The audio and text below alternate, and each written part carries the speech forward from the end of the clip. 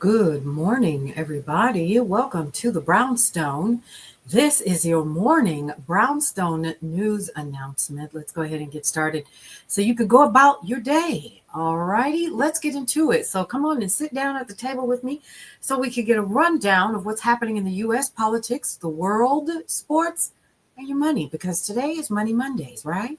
All right, so we're going to put it in plain language so everybody in the neighborhood can understand exactly what is going on.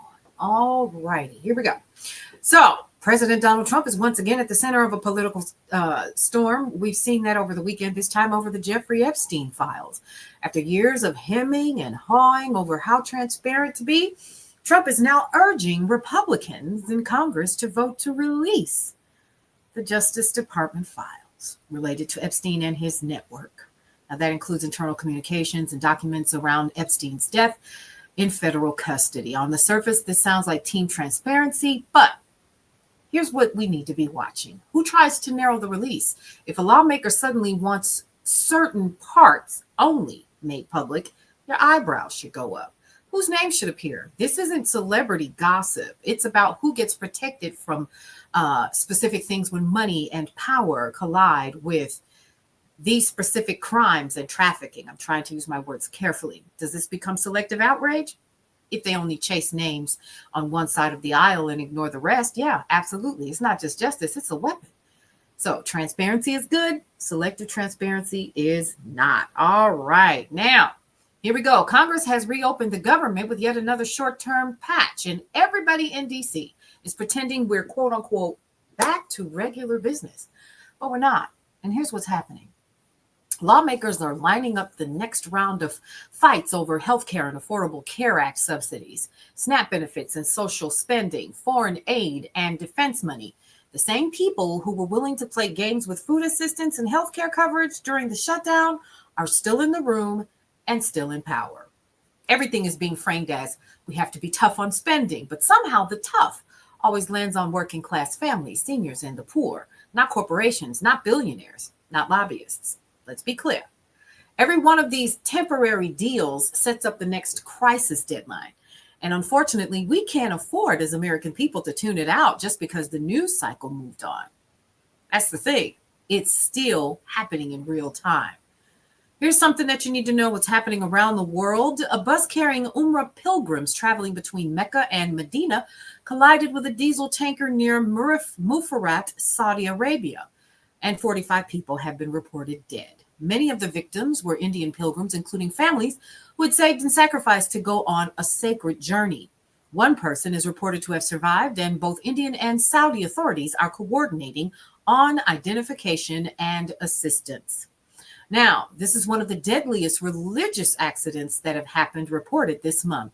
It's a reminder that infrastructure and safety standards aren't just policy words, they are life and death issues. For communities like ours, where we often save for years to take big trips, whether it be religious, ancestral, graduations, families, once in a lifetime vacations, we have to push for accountability and transparency when these disasters happen. In parts of Australia and New Zealand, regulators have discovered asbestos fibers in colored play sand used in schools and early childhood centers. So here's what's happening. In Australia's Capital Territory, about 70 public schools have shut down or partially closed to remove contaminated sand from sandpits and play areas. New Zealand officials are doing the same in early learning centers and schools where the same products were used. Experts are actually saying the immediate airborne risk appears low, but they're still urging immediate removal and proper asbestos level disposal. Think about how often we pick up cheap but cute products for kids, crafts, toys, decorations, without any idea what's in them.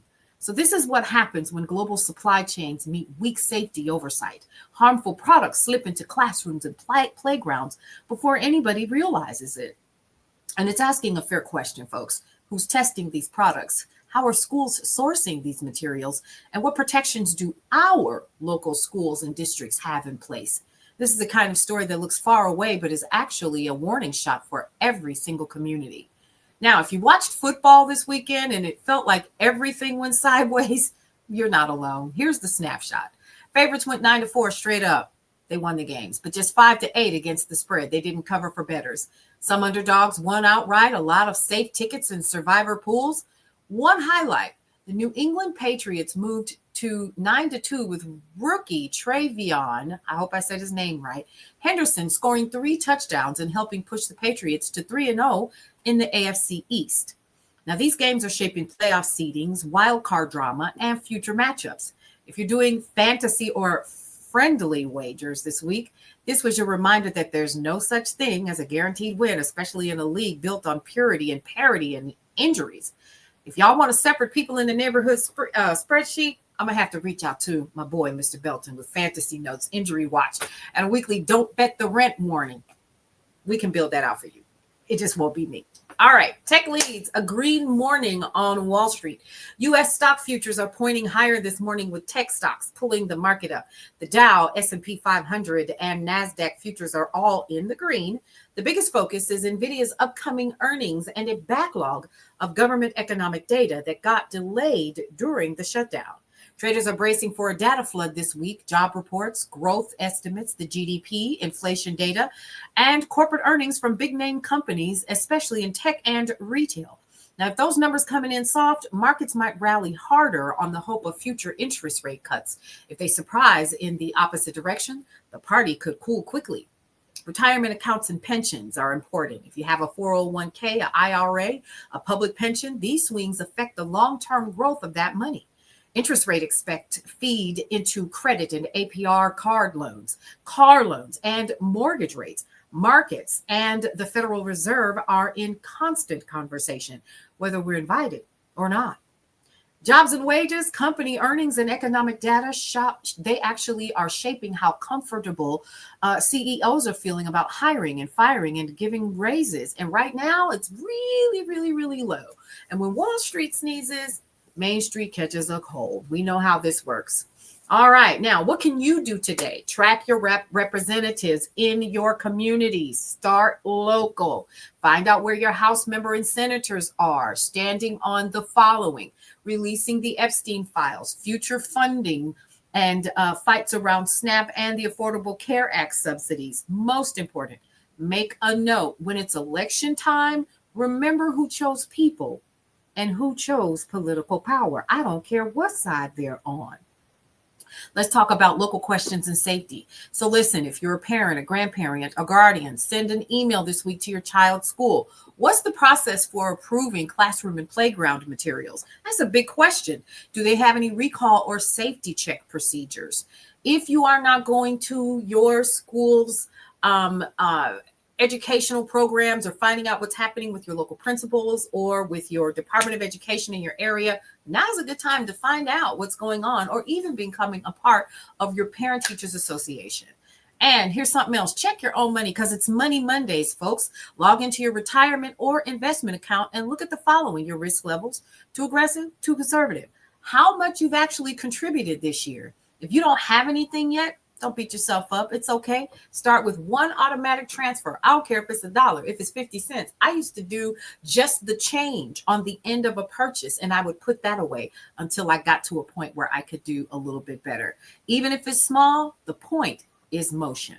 So y'all listen, this is just one of the news cycles that you can expect throughout the day. And if we find any breaking news that is going to be hitting our desks as we prepare for the end of the year and new things that are coming from Brownstone Worldwide and Brownstone Living, we will be in touch. Listen, this is what we do here for the people in the neighborhood, you guys.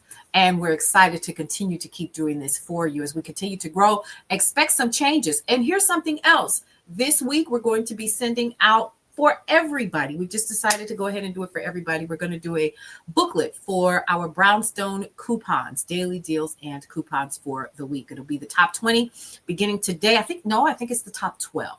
Is it the top 12? I think so. I'm not sure. I'll have to check. So anyway, you guys, get out there and enjoy the rest of your day. For more news and information that you can always use, head over to brownstoneworldwide.com, Cityscape Radio, and you guessed it, Brownstone Living Magazine. We will see you around in these internet streets today. Take care.